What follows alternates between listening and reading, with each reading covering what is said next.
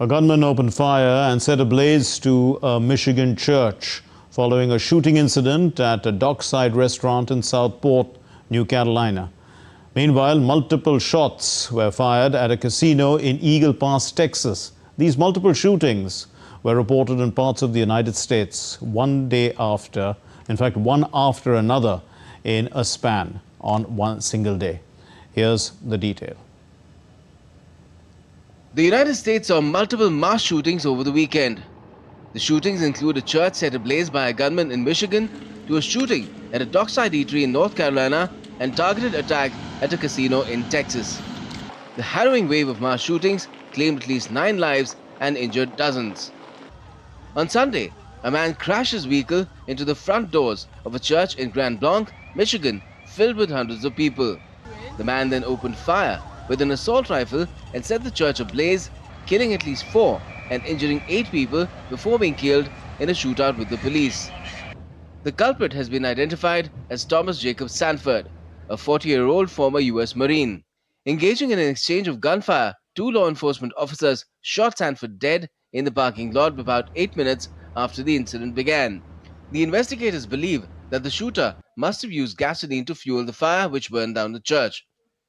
The U.S. agency FBI is leading the investigation of what it considered an act of targeted violence. FBI crisis response teams, such as our evidence response teams, SWAT, Special Agent Bomb Technicians, victim specialists, were deployed to the scene. We also have special agents who are continuing to conduct interviews and intelligence and professional staff personnel providing research and analysis. Search for more potential victims of the Michigan church shooting continued into Monday. Meanwhile, in a post on social media, US President Donald Trump called the incident horrendous and emphasized that this epidemic of violence in our country must end immediately. In another incident, a shooting at a dockside restaurant in Southport, North Carolina, left at least 3 dead and 5 injured.